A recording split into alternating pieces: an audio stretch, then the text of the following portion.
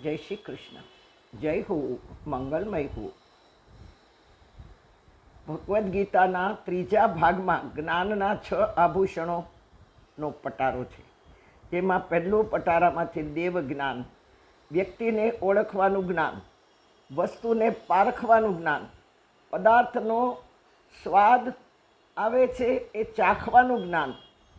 આ બધા જ્ઞાન હોવા બહુ જરૂરી છે. તેમ દેવોને જાણવાનું જ્ઞાન એથી વધારે જરૂરી છે. જ્યાં સુધી દેવોને જાણીશું નહીં ત્યાં સુધી એમના પર ભાવ આવશે નહીં. ક્યાંથી આવશે? કહીએ છીએ કે હું રોજ પૂજા પાઠ કરું છું, ક્યારેક ઉપવાસ એકટાણા કરું છું, યાત્રાએ જાઉં છું, પણ મને ભાવ નથી આવતો. આવે છે તો ટકતો નથી. એક બેને આ પ્રશ્ન કર્યો હતો. સેવા, આપણે જેને સેવા સમજીએ છીએ ને એ સેવા નથી, તે પૂજા છે. આગળ ઘણી વખત કહેવાઈ ગયું છે. હમણાં 2-4 દિવસ પહેલાં પણ કહ્યું હતું કે સેવા સગુણની થાય અને પૂજા નિર્ગુણની થાય. સેવા સગુણ કરીએ એની થાય અને પૂજા મૂર્તિની થાય.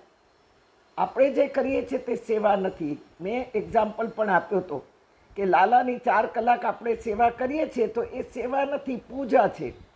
જ્યારે સેવા ક્યારે થઈ ગણાય કે લાલાને ગમતા ગરીબડા બાળકોને આપણે જ્યારે કોળીઓ ભરાવીએ, એને દૂધ પાઈએ, વાસે હાથ ફેરવીએ, કે એમને રમવાના રમકડા લઈ દઈએ, કે એમને ભણવા માટે પુસ્તકો લઈ દઈએ, એમને પહેરવા માટે ફાટ્યા તૂટ્યા કપડાને કઢાવી અને સારા કપડાં પહેરાવીએ, ત્યારે એ સેવા થઈ કહેવાય.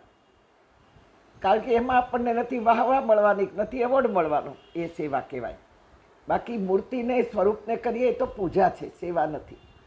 હા, આ બધું જ કરવા પછી પણ મન કેમ નથી લાગતું? એ તો એ જ એનું પ્રમાણપત્ર છે કે આપણે માત્ર સ્વરૂપને, મૂર્તિને જ પૂજા કરી, પણ એમને ગમતી કોઈ વ્યક્તિ, ગમતા કાર્યોને આપણે સેવા ન કરી. બસ આ મન લાગે નહીં એનું કારણ જ આ છે. મન દેખાતું નથી, અદૃશ્ય છે, છતાં દૃશ્યતાનો ભાવ ભજવે છે. અને વળી મન એનું જ ધાર્યું કરે છે.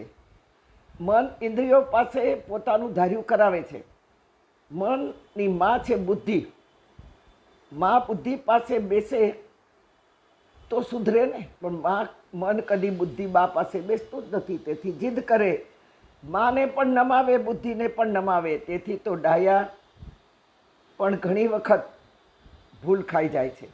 આપણે પણ જુઓ, ડાયાબિટીસ હોવા છતાંય નહીં ખાવા જેવું ખાઈએ છીએ ને, કારણ કે મન થયું, ઇન્દ્રિયોને કીધું, જીભને કીધું તું ખા, અને શરીર બગડ્યું. કહેવત છે ને, ગુનો કરે કોઈ અને સજા ભોગવે કોઈ. ગુનો કરે મન અને સજા ભોગવે શરીર. કોઈની સાથે દુઃખી થાય, આત્મા બહુ દુઃખી થાય. હા, તેથી પહેલી વાત ભગવાને કરી છે કે યુક્ત આહાર કર. બસ ભૂખ્યો રહે નહીં અને ખાતો બેસ નહીં. યુક્ત આહાર વિહારસ્ય. વિહારની તો વાત કરશું તો આપણને ચક્કર આવી જશે. હા, ભગવાન કહેવા માગે છે કે યુક્ત આહાર, જીવન જીવવાની એકની એક ઘટમાળમાંથી બહાર નીકળ. જગત જોવા જેવું છે, જગત જાણવા જેવું છે, જગત માણવા જેવું છે. જે દેવને આપણે પૂજીએ છીએ તેના પ્રાગટ્યના સ્થળે જરૂર જવું જ જોઈએ, જેને યાત્રા કહેવાય. અને ત્યાં જઈને કાંઈક મૂકવું જોઈએ. શું મૂક્યું? 100, 200, 500 મૂક્યા, એ મૂક્યું ના કહેવાય, એ ના મૂક્યું કહેવાય. પણ જે કુટેવ છે તે મૂકીને આવે. યા એટલે જવું અને ત્રા એટલે છોડવું, ત્રાસમાંથી છૂટવું. અમુક એવી કે ટેવો છે એ મૂકીને આવવું જોઈએ. ભારતનું એક પણ શહેર, એક પણ ગામ દેવોના પ્રાગટ્યથી અજાણ્યું નથી. ખૂણે ખૂણે દેવોનું પ્રાગટ્ય છે. એમાંય મા ભવાની, મા અંબા વગરનું તો એક શહેર તો ઠીક, પણ એક ગામડું બાકી નહીં હોય. અને એવા એવા નામોની મા પ્રગટ થઈ છે કે આપણે કોઈ દી સાંભળ્યું ન હોય. અને જ્યાં નાના એવા ગામડામાં પણ માનું દેરું ન હોય એવું બન્યું નથી. ગામના લોકો પણ એવા ભાવથી જ ભજતા હોય છે. ભારત શબ્દ ગીતામાં વારંવાર ભગવાને ઉચ્ચાર્યો છે. એવા ભારતમાં જન્મી પશ્ચિમી શબ્દો બોલવાને બદલે ભારતમાં જે શબ્દનું વૃક્ષ ઉગ્યું છે એ જ બોલીએ તો. સવારના પોરમાં ગુડ મોર્નિંગ ના બોલીએ, પણ આપણા દેવોને જે આપણે ગમીએ છીએ, કે આપણને આપણા દેવો ઈષ્ટદેવ છે, તેનું નામ લઈએ તો જય જિનેન્દ્ર, જય શ્રી કૃષ્ણ, હરિઓમ તત્સત. આવા નામો આપણે લઈએ તો પણ નહીં, આપણે તો ગુડ મોર્નિંગ કહેવા નહીં ટેવાયેલા છીએ.